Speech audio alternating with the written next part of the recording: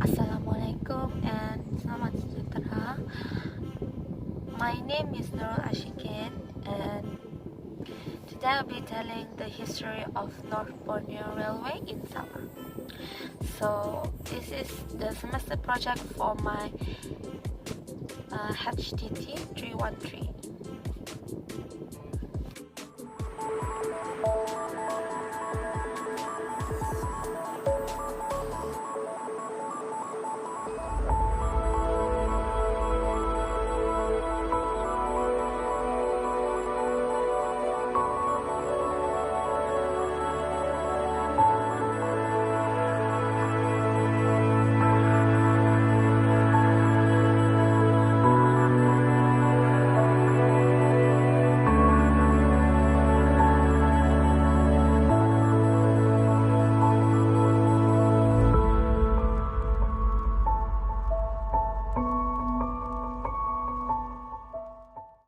Discovery into the heart of Borneo.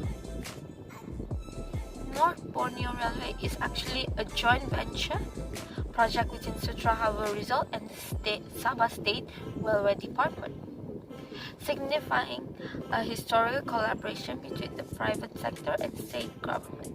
The primary goals of the projects are to enhance existing infrastructure as well as help in efforts to promote Sabah as a destination for domestic and international tourism.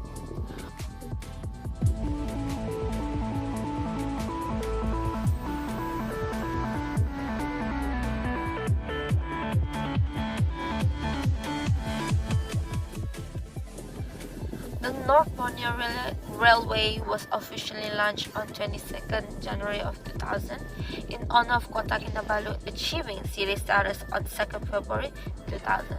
So the route of this railway station of North Borneo Sabah.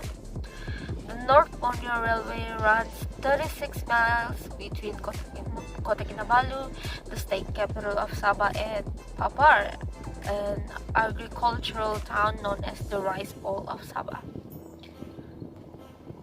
So the journey of North Borneo Railway is started from Tanjung Aru, and then it will go to Putatan, around 11.9 kilometers, and then it will go to Kinarut, about 20.3 kilometers. After that, it will go to Kawang, 27.4 kilometers, and it ends at Papar at plus 38.5 kilometers. So some of the places that it will actually pass through is Patagas War Memorial, and after that it will be Putatan Wet Market. After that it will be Putatan Water Village, Lokawi Army Camp, Tian Nam Shi Temple, Brick Factory, and also will pass through Paddy Field. So the passengers will board the train at Tanjung Aru station at the designated platform. So at the station, the passengers are greeted, and then they will receive their train passport and boarding pass at the counter, and then they will go to the platform.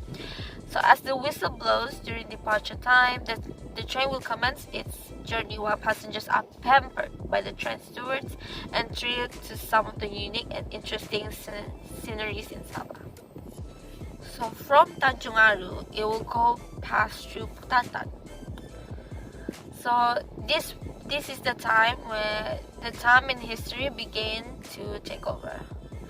After Putatan, the train veers into the countryside, away from the modern day trapping of Sabah society. The train hugs the coast of Lokawi Bay and offers passengers an opportunity to take in the picturesque view of South China Sea.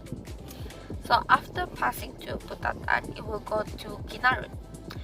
The train then leaves the road and edges towards Kinarut, a traditional trading village. An interesting Buddhist temple appears at the foot of a nearby hill. After Kinarut, the train passes through Kawang, home to Kawang Forest Reserve. Gazetted as a second-class domestic forest reserve, its main purpose is to supply clean water for locals in the vicinity. The center also offers a myriad of activities from jungle trekking, camping to cave exploration. The train then veers again and crosses the Papa River over a steel trestle bridge as Papa Town comes into view. And this is the last stop. So in Papa, there's actually a local market or known as Tamu. It is a reflection of life in Sabah. It is as simple and alive with the sounds and smell of recurrent daily routines. We'll be talking about the history of North Borneo Railways in Sabah. The romance of an old steam train, a ride on the Borneo Railway, is truly a journey into the hearts of Borneo as it transports you back in time to the days of yore. The 1880s had brought about a great change in Borneo. The British administrators who came to Borneo were adventure seekers, entering a country of unexplored forests and untapped resources.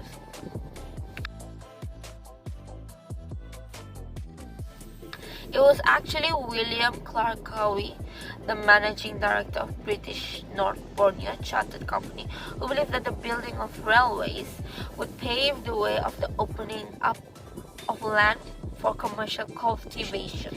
In 1903, Arthur J. West extended a 64-kilometer line from Beaufort to Tenom and to Malala, where the laborers, mainly Hakka and Cantonese, came from China to undertake what was known to be the most challenging task of the construction along the core section.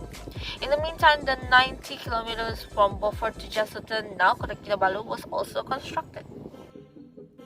The line was constructed for the intent of tapping the natural wealth of the interior surround to rich resources, and soon land between Jesuton and Beaufort was cleared of forests for the cultivation of paddy. Soon after that, tobacco estates also sprang up around Tenom, and sago mills appeared in Beaufort and Papar. Sugar, tapioca, silk, soybeans, pineapples, and rice began to be hauled to the port and Jesuton for export. In 1903, AJ Waste continued to lay off the 4 kilometers before Tenom, the 40 kilometers before Tenom, well, which was completed 2 years later. The Tenom Malala Railway was completed in 1906. The North Borneo Railway was later established on 1 August 1940, and things began to pick up in 1924 after 10 years later. However, the victory didn't last long, for in 1930 the Great Depression spread through the world. Things threw men out of work everywhere. Trade was almost halted. Then there was no sale of rubber, and established companies collapsed. Hardly had the world recovered from this when the Second World War was started in 1939. The Japanese 37th Army under Lieutenant General Masa Baba occupied the North Borneo. World War II and the Japanese occupation almost paralyzed the whole railway system between 1944 and 1945. But despite the severe damages, the railways continued providing its services to the state during the war. Locomotives continued running between bridges, and rail jeeps were modified to replace damaged locomotives. But during the post-war period, immediately, the liberation of North Borneo by the 9th Division Australian Imperial Force, AIF, the British decided that the North Borneo Company faces the gigantic task of reconstruction and decided to relinquish its owner of North Borneo to British Colonial Office. From then on, North Borneo became a crown colony until independence on 16 September of 1963, when Malaysia was formed. After Malaysia was formed, the North Borneo Railway assumed the name of the Sabah State Railway Department, and several changes were made again to improve passengers and cargo facilities. By 1971, technology's advancement in the form of diesel and petrol-powered locomotives replaced the steam engines.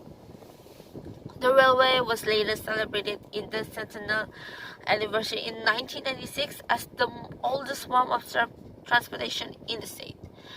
On 22nd January 2000, the North Borneo Railway was relaunched as a joint venture project between Sutra Harbour and the Sabah State Railway Department, signifying a historical collaboration through common initiatives between private sector and the state government.